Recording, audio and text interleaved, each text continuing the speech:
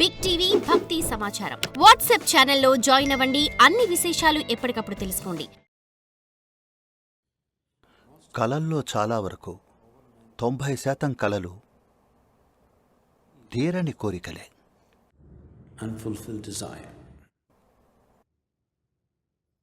ఎందుకంటే మీకు వీటి మీద పట్టు లేదు. కోరికలతో మీరు ఆడుకోవడం పోయి కోరికలే మీతో ఆడుకుంటున్నాయి. మీరు ఏది చేసినా సరే కావాలనుకుంటారు, అవునా? దానికోసం ప్రయత్నించకపోయినా ఆ క్షణంలో నాకు అదుంటే బావుండు, నాకు ఇదుంటే బావుండు అనిపిస్తుంది.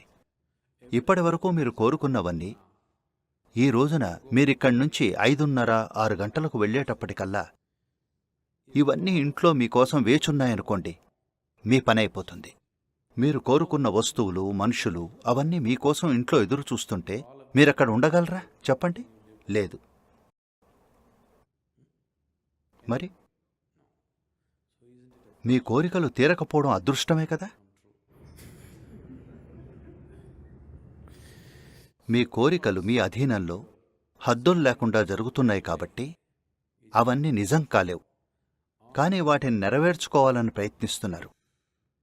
ఎందుకంటే ఒకసారి మీరు ఏదైనా కోరుకుంటే మీలోని కొంత శక్తిని ఆ దిశలో ఉపయోగిస్తున్నట్టే.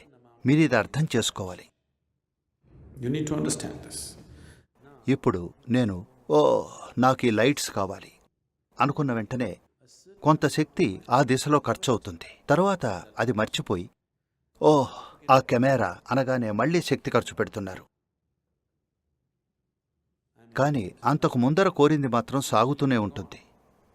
మీకు ఎరుక లేకపోవచ్చు, కానీ అది కొనసాగుతుంది. ఒక రోజులో మీరిలా కొన్ని 100 సార్లు చేస్తారు, చెల్లా చెదురైపోతారు.